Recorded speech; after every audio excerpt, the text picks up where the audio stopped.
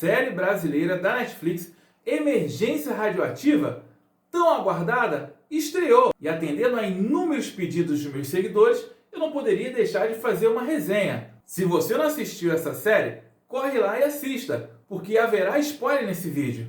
Então, o primeiro ponto que eu quero colocar é que eu assisti a série como duas pessoas diferentes, vamos dizer assim, como físico e como um espectador comum que gosta de assistir seriado. Primeiramente, aos detalhes do episódio 1. Como um acidente que ocorreu com o CS-137 lá em Goiânia aconteceu no ano de 1987, eu estive atento a tudo que estava no entorno e desde já vi os detalhes muito bem preservados, como os carros que estavam com as placas amarelas. Quem é de hoje em dia não se lembra dessa plaquinha amarela não, mas eu me lembro. Os carros antigos daquela época, então isso foi a primeira coisa que me chamou a atenção. Outro detalhe importante foi quando eles chegaram, né, os trabalhadores de reciclagem chegaram para poder ver o que tinha dentro da clínica que estava abandonada, e achei bem interessante que tinha uma placa bem grande, né, do Instituto de Radioterapia de Goiânia. Então isso me chamou a atenção porque parece que desde o primeiro minuto os produtores lá, o diretor teve esse cuidado de explicar passo a passo. Então isso me prendeu com o físico, porque eu falei assim, nossa, na verdade foi assim, de chegar no Instituto lá de Radioterapia de Goiânia e para poder ver se tinha algum material lá reciclável para eles poderem aproveitar. E o diretor deixou bem claro isso. Instituto Goiânia de Radioterapia. Um outro ponto interessante é que um dos catadores ele fala do peso para o dono do ferro velho, que quis oferecer um valor abaixo do que ele tinha pedido no cabeçote. E por que isso me chamou a atenção? Porque aquilo é de chumbo, extremamente pesado. Neste livro aqui, onde eu comento sobre o acidente com o CS-137, se baseando nos relatórios, isso eu deixo bem claro que pesava-se muito, porque era constituído de chumbo o cabeçote. Então eu imagino o sacrifício que eles devam ter tido de retirar isso de dentro da clínica para levar lá para o ferro velho. E até na cena mostra que tinha um carrinho de mão, e realmente eles usaram um carrinho de mão para poder levar esse cabeçote até o ferro velho. Então isso me chamou uma outra atenção em relação à veracidade dos fatos. No momento em que os trabalhadores tentam abrir o cabeçote, foi outro ponto que me chamou muita atenção, que eles utilizaram ferramentas do dia a dia, marreta, chave de fenda, e imagino também a dificuldade, porque um equipamento desse tipo, tá, como até um aparelho de raio-x, embora sejam princípios físicos diferentes que agem no aparelho de raio-x e um aparelho de radioterapia, mas eles são selados, eles são construídos de uma forma já para que qualquer pessoa não consiga abrir, entendeu?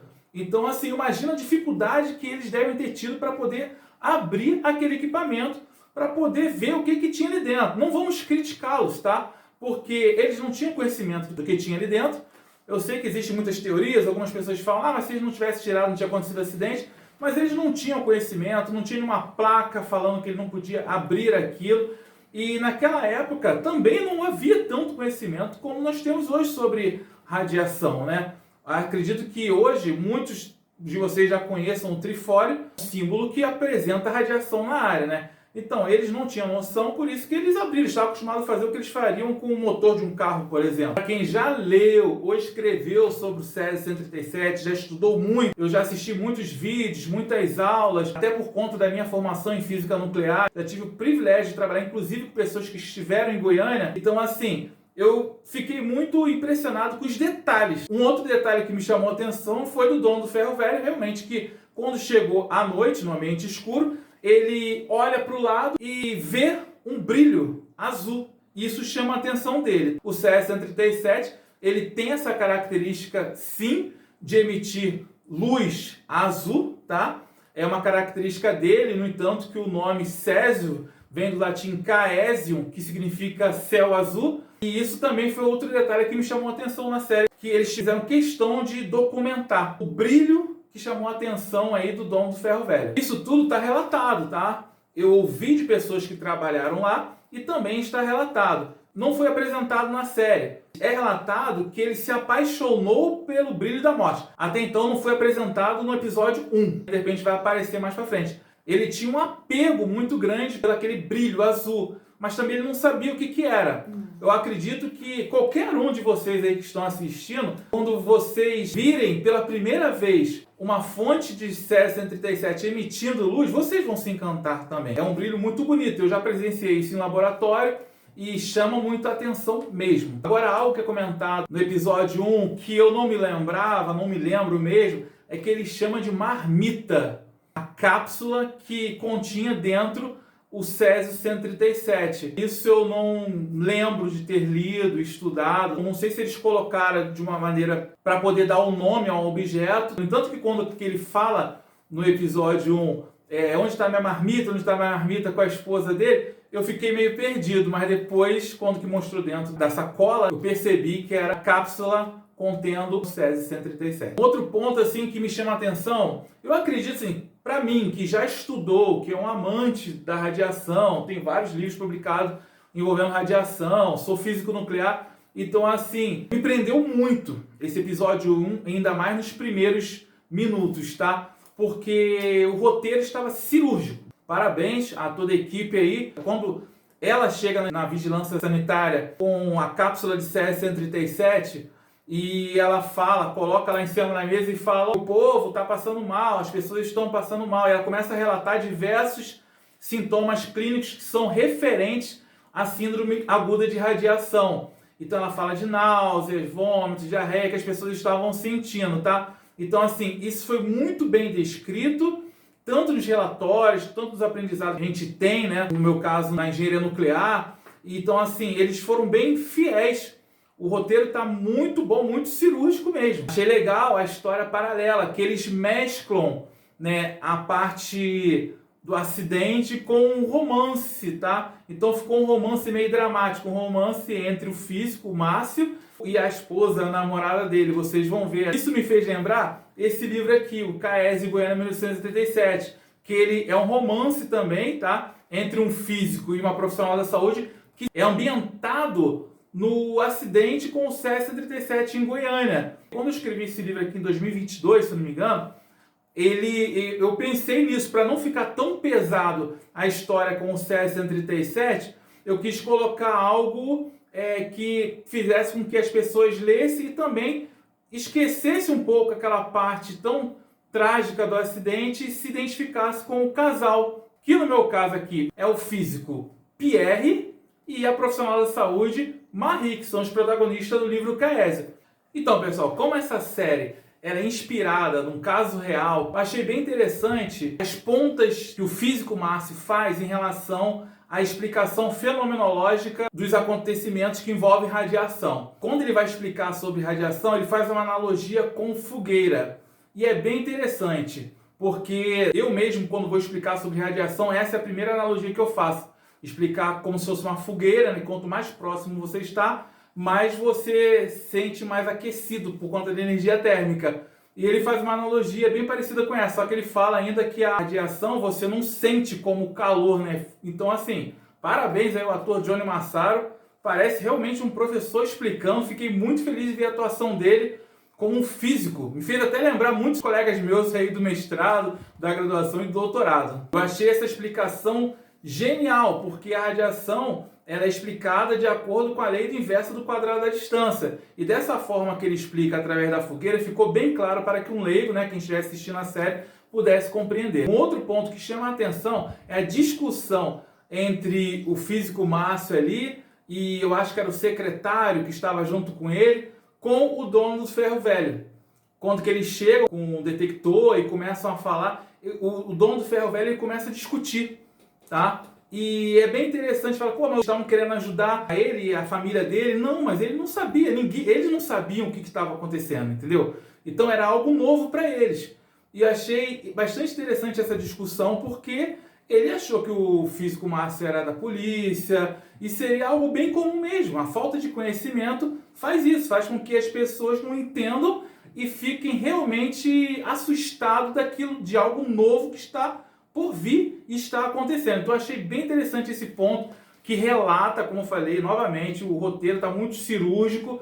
Isso pode ser que tenha acontecido mesmo, né? Quando eles chegaram lá na casa do dono do ferro velho, ele se sentiu ali invadido e não quis contribuir no primeiro momento e começaram a discutir. Ao ator Johnny Massaro, parabéns aí pela sua atuação como físico. Fiquei muito feliz nas suas explicações fenomenológicas. Você sempre fazer uma analogia com algo do dia a dia. Parece até um professor aí muito conhecido que tem como característica explicar coisas extremamente complexas de maneira fácil e didática. Não sei se vocês conhecem. Uma outra cena que foi muito bem detalhada e pegou tanto uma parte, eu acredito assim, que realmente possa ter acontecido e que chamou muita atenção de mim como físico e também, eu acredito, de outras pessoas que estão assistindo e que naquele momento elas pararam para pensar, foi na parte em que chega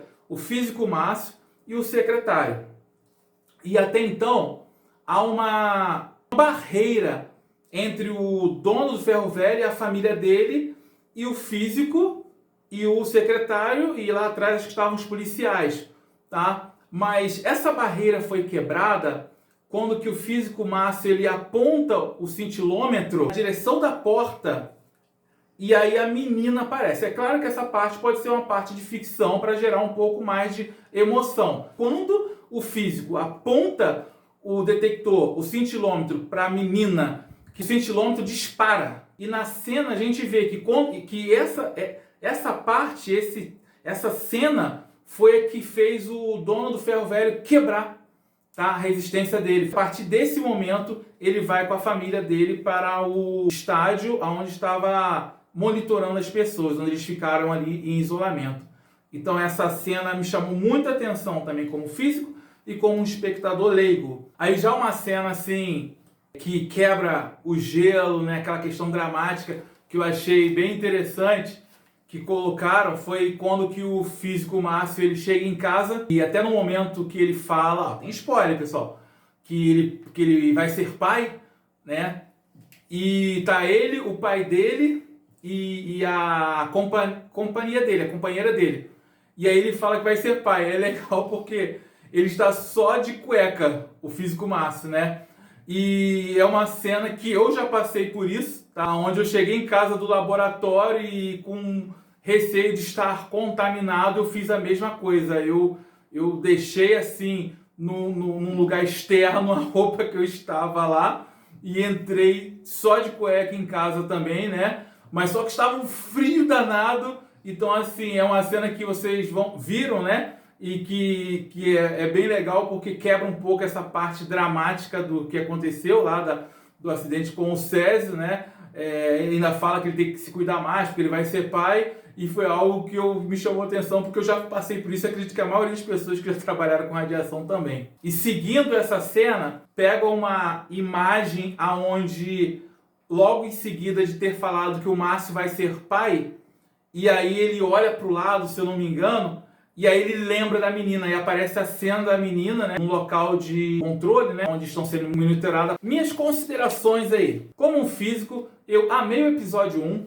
tá? Eu acho que mostrou o suficiente para poder entender sobre o acidente com o CS-137 como um todo, tendo em vista que o seriado não é um documentário sobre o CS-137, é uma série inspirada no acidente com o CS-137. Eu acho que eles mostraram bastante bem, estão de parabéns os roteiristas, o diretor Fernando Coimbra. Com certeza eu acredito que eles consultaram algum físico. É claro que aconteceram muitas outras coisas, mas eu acredito que se eles colocassem, talvez perdesse um pouco do foco e poderia perder o enredo da série para poder manter preso ali, né, assistindo o espectador. Eu acho muito válido assim termos uma série brasileira da Netflix falando sobre um assunto, infelizmente, tão sério assim como o de Chernobyl e que aconteceu aqui no nosso país, envolvendo o uso da radiação. Através do meu livro sobre o acidente com o CS-137,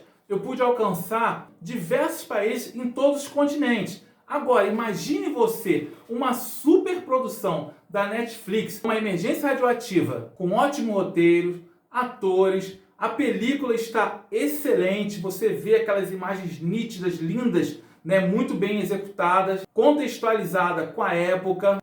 Parabéns a todos envolvidos na série Emergência Radioativa. Meus parabéns novamente ao ator Johnny Massaro. Você parece muito aí com um professor de física, com um físico nuclear, aqueles bons ainda que gostam de ensinar, tá de parabéns. Vale muito a pena você assistir, maratonar, pois é uma produção do nosso país, falando sobre um assunto que aconteceu no nosso país, mas que, na minha opinião, compete de igual para igual com qualquer outra produção internacional.